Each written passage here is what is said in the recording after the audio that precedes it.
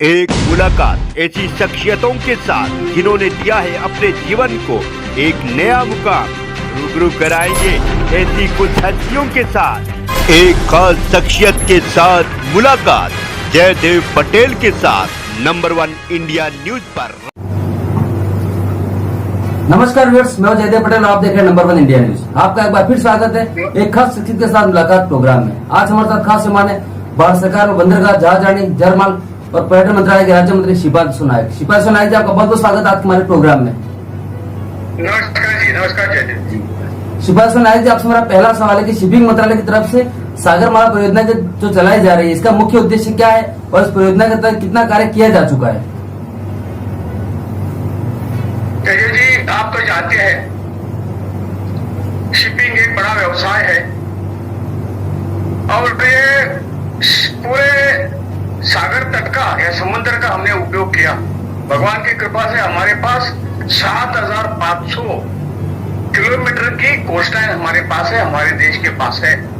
और जितना विकास उसका होना चाहिए था, इसका यूज जितना होना चाहिए था, अब तक हुआ नहीं है, आप सब जानते हैं। नरेंद्र भाई मोदी जी ने इसके लिए बहुत बड़े प्रयास आज शुरू किए हैं। उन्होंने जो सागरमाला प्रोजेक्ट जो निकाला है और इससे इस सागरमाला प्रोजेक्ट के ये 7,500 किलोमीटर जो लाइन है उसका डेवलपमेंट इस सागरमाला प्रोजेक्ट में है।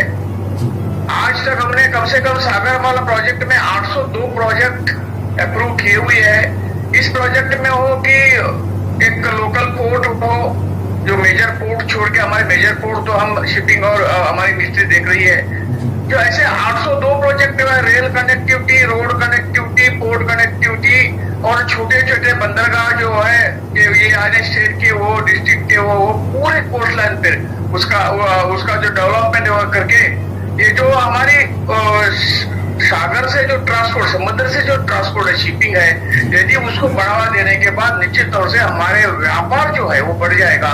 उसके साथ साथ एक चीपर मोड ऑफ ट्रांसपोर्ट है, जो शिपिंग है वो चीपर मोड ऑफ ट्रांसपोर्ट है। इतने बड़े समुद्र का उपयोग हमने किया तो निश्चित रूप से आज यदि रोड ट्रांसपोर्ट हमें 5 रुपए पर किलोमीटर लगती है तो ये कम से कम एक रुपया 50 पैसे में इसका कॉस्ट हो जाएगा। और इसके साथ साथ पोल्यूशन भी उसमें कम हो जाएगा, ये तो बात निश्चित है। और इसलिए इसी पूरे 7,500 किलोमीटर का जो पोर्टल लाइन है उसका डेवलपमेंट इस सागरमाला प्रोजेक्ट इसमें आई हुई है।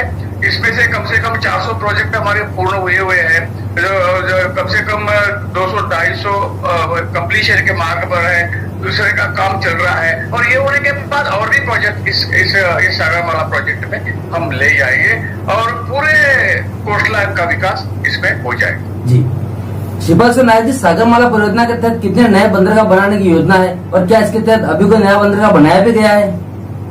ये हर एक स्टेट ने, मेरे पास वो अभी रिकॉर्ड मेरे पास नहीं है कि ये जो सभी स्टेट जो कोस्टल स्टेट है उन्होंने अपने प्रोजेक्ट भेजे हुए हैं। उसमें से हमने वो 802 प्रोजेक्ट है। इसमें बहुत से छोटे पोर्ट है जो रिन्यूवेट करने वाले जो पोर्ट है उसका रिन्यू हमें करना है, उसको फिर अच्छी स्थिति में लाने का काम भी है।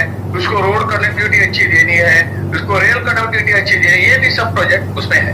जी शिपांशु नायक जी, मिनिस्ट्री के फ्यूचर प्लान्स को लेकर देखें तो अपना देश जैसे प्रोग्राम की शुरुआत के बाद कैसे देश के उन हिस्सों को छुआ गया जहाँ कम से कम टूरिस्ट जो आते थे, और कैसे मिनिस्ट्री दिशा में आगे की और कदम बढ़ाया ताकि पर्यटकों की संख्या जो है वो ज्यादा बढ़ सके?